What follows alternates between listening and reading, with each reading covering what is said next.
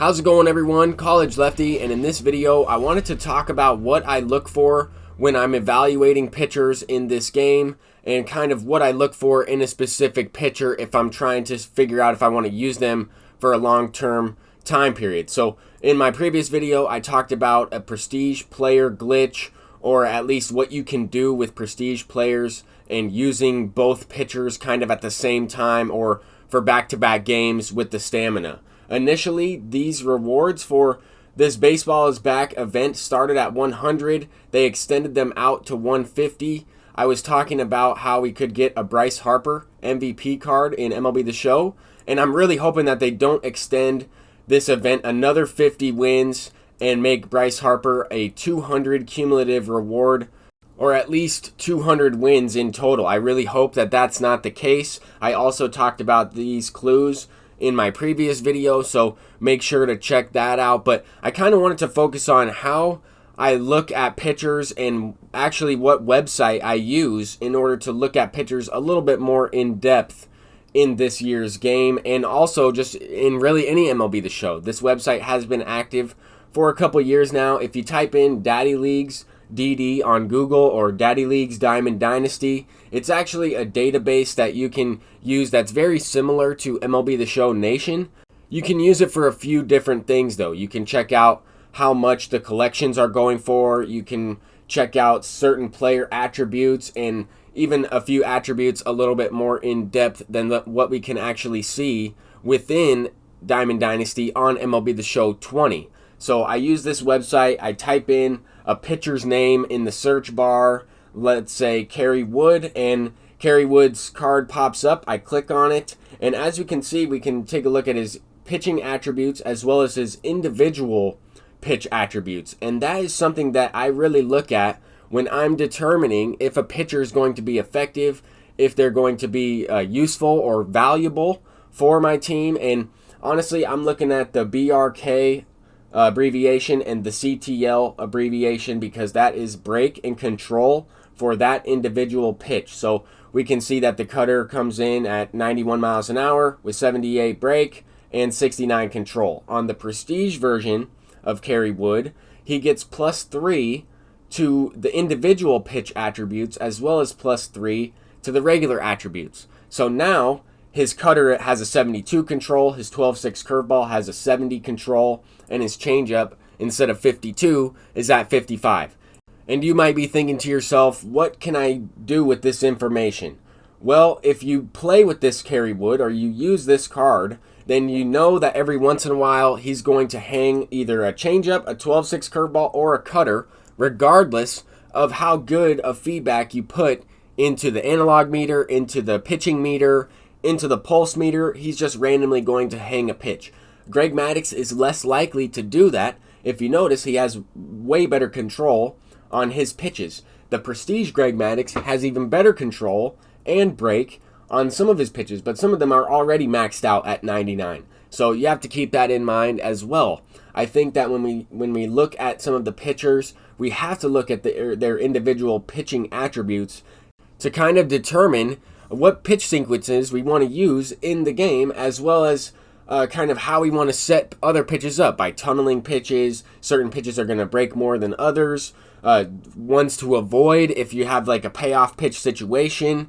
Let's say a 3-2 count with Kerry Wood on the mound. You might not want to throw a changeup in that situation if the game's on the line. He might just randomly hang it over the middle, but you never know. You could throw a good pitch as well. It's just more of a 50-50 randomness in the game in terms of that. If you have somebody like Greg Maddux, he's going to be getting consistent feedback. His pitches are going to be moving. Another good example is Orel Hershiser. The prestige version of Orel Hershiser pitches much better than the 97 or 98 overall Orel Hershiser, just simply because his break on his slider gets up a little bit more. His changeup also will have a little bit more break and control.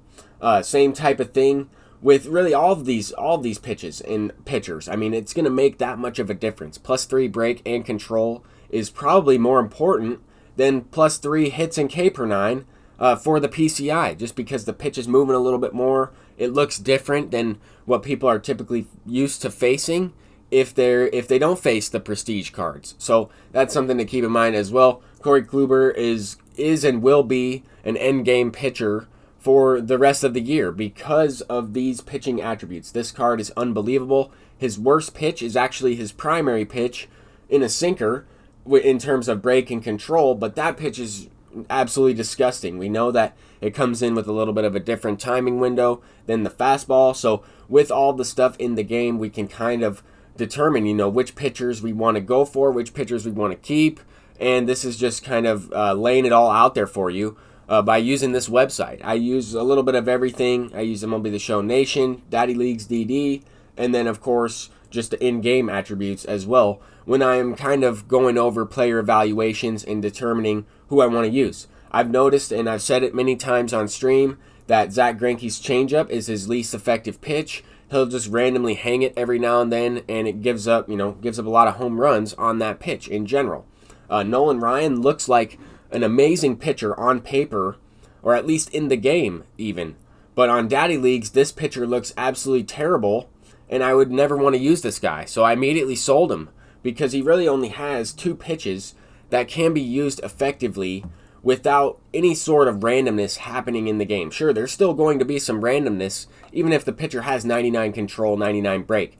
The way pitching is in the game is they're still going to hang a pitch. It still is input related. The game is certainly not perfect, but that's another reason why you kind of have to figure out, which pitchers do I want to use that throw really hard, depending on their break and control attributes. For example, I'd probably rather use Brusdar Graterol over Nolan Ryan, even though he has much lower stamina. His K per 9 is not even close to 125. But he does have better individual pitching attributes. If you do the math here, if you add up all 5 of these control attributes and divide by 5 pitches, you determine the average for the control on this card, and you actually get 79.6.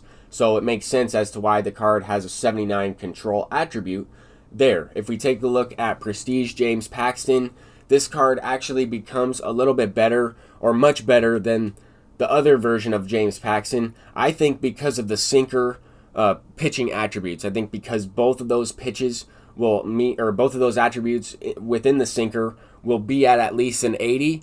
That makes a big difference. The sinker break will start off at an 80, but the control is a little lower. I think having at least 80 control will help lower the randomness of pitchers hanging the pitch just right over the middle of the plate.